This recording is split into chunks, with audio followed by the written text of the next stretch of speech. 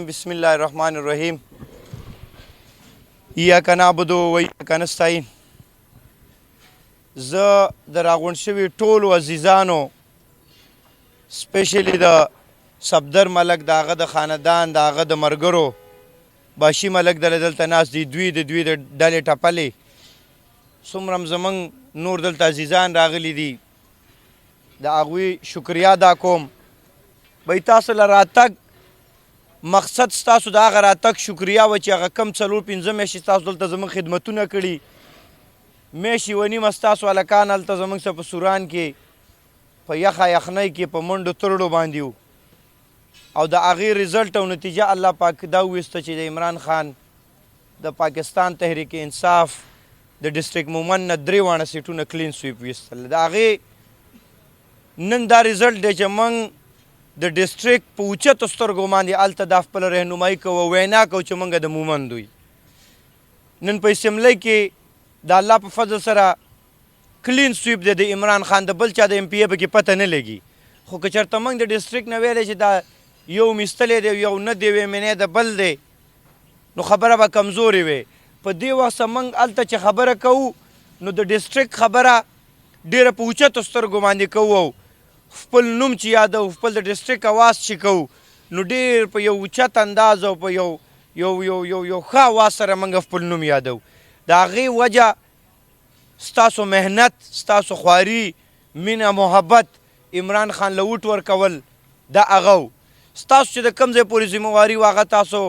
په ایماندارۍ سره پوره کړې. امید د ربه دی انشاءالله تعالی په راروان وخت کې دې وخت کې په اسمبلی کې ستاسو د اواز اوچتولو ملک صاحب چې کومه خبره وکړله زموږ تعلیمي نظام هلته د صحت د حوالې سره چې کوم کارونه انشاءالله دا د دې نه ورخوا زموږ ذمهواري ده او تاسو زموږ ایمانداري، زموږ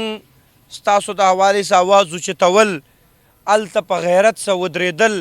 ستاسو رهنمایي کول انشاءالله دا به تاسو وینئ. بې وخته موږ مطلب دا دی چې هسې اسمان درته نه ولو، هسې چغې او سورې درته نه وو. انشاءالله تاسو به کار ووینئ، زموږ ایمانداري به ووینئ، ستاسو خپله رهنمایي به ووینئ. د دې خلکو د حوالې سره ستاسو د کلي د ګاونډ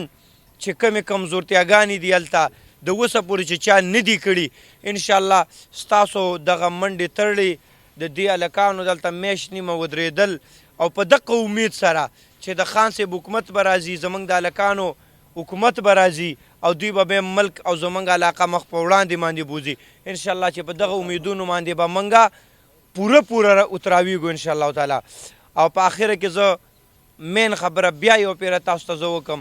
زما مین دلته راتګ ستاسو شکریا ادا کولو چې په کم بهادرۍ او په محنت سره ستاسو هلکانو او ځوانانو زموږ سه هلته منډې تړلې والې نو زما خپل زړه دا غوښتل چې زه دلته راشم او ستاسو شکریا ادا کړم انشاءالله تعالی چې په